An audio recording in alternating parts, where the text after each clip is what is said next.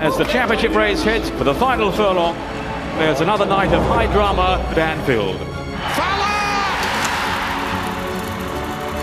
I always think there's pivotal points that could change your season around. Turns and scores. Coming together midweek at Anfield was always going to be a special game. There was an electricity about it. Anfield was crackling. It's deafening at Anfield, even by the standards set here on Merseyside. Newcastle were the great entertainers. They had so many amazing footballers. It just felt from the first minute that this game was going to be special.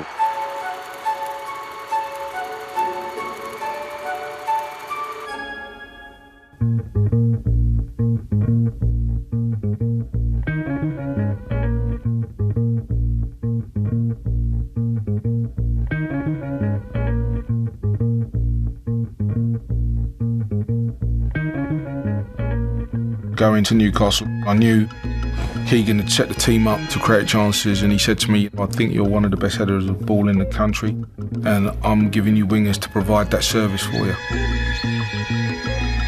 I didn't sign Newcastle for the sunshine.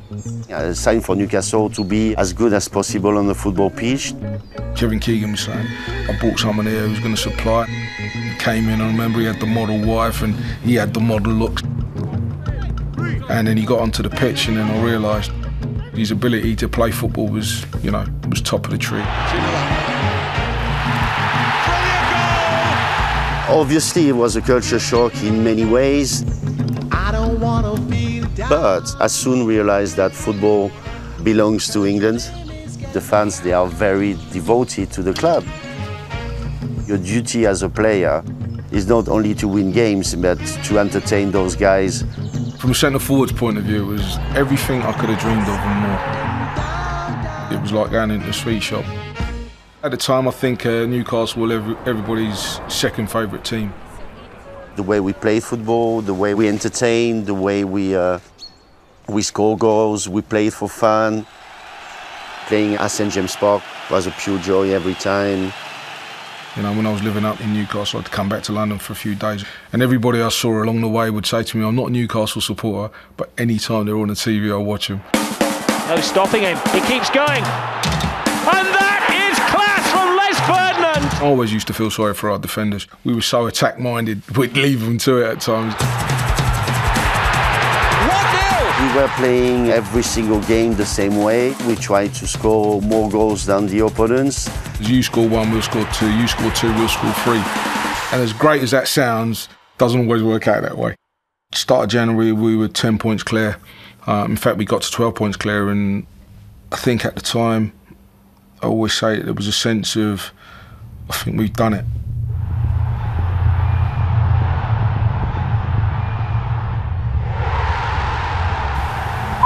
And so when we lost, it wasn't a sense of, oh damn, we've lost 3 points, we've got to make sure this doesn't happen again.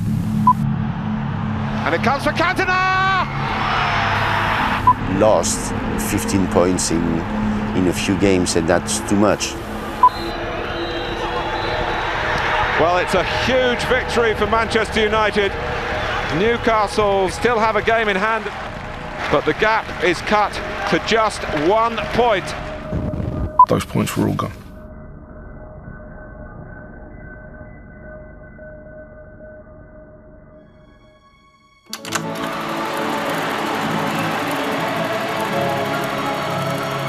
Two of the best supported teams in this country coming together midweek at Anfield was always going to be a special game.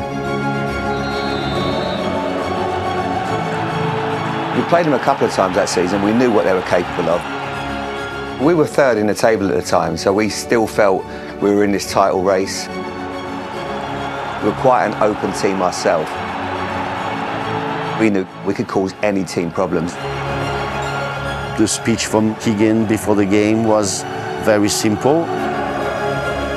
He didn't emphasize too much about the defending aspect of the game. And this is why we've been struggling a little bit. Now Collymore. The ball to swing back his cross, and it's a goal! Robbie Fowler! What a start for Liverpool! Game plan's gone out the window. The goal in the second minute. I remember going back to take the kick-off and saying, well, we've got no choice, we've just got to go and attack. Sprint. Past Ruddock. Ferdinand turns and scores! Les at that time was one of the best centre-forwards in the world. Les was a joy to play with. Easy to play when you have a striker like that with you. Well, the two big hitters, if you like, landed major blows inside the opening 10 minutes. David Ginola was certainly a player that we knew if we could stop him, there might be some success for us to be had. You know, I was telling John Beresford, give me the ball, just give me the ball, forget about the rest, I do the rest. Ginola was a genius. Great looking guy, he had everything. 2-1 to Newcastle! David Ginola! And at that time you're thinking, right, we've got to hang on here. It's just amazing how many chances there were in the game, you know. I mean, it was like a basketball match. It's Redknapp shot! It was so open, the game. Man-to-man! We just had to make sure that we got the next goal. We turned it around very, very quickly, but we were still giving them opportunities. Now there is the half-time whistle, and it's been a breathtaking first 45 minutes. We didn't say, wow, we're up in the game, I don't feel it's amazing. No, it was just, okay, let's have some more fun. We were feeling so confident that we knew that we could score goals. We'll see how Newcastle can defend here. Fowler! Brilliant Liverpool goal! But we forgot about, you know, sometimes you concede goals you don't want to. His second, Newcastle ripped apart. It just felt from that moment it was game on. It's deafening at Anfield, even by the standards set here on Merseyside. That's a terrific play from Beardsley. Newcastle respond the only way they know how, with brilliant attacking play of their own! Asprilla! And that was what Newcastle could do to you. They had so many good players. Newcastle lead again. So we go 3-2 up and we're thinking, right, just hold on now, just hold on now, just hold on. Coutinho. It's a wicked ball.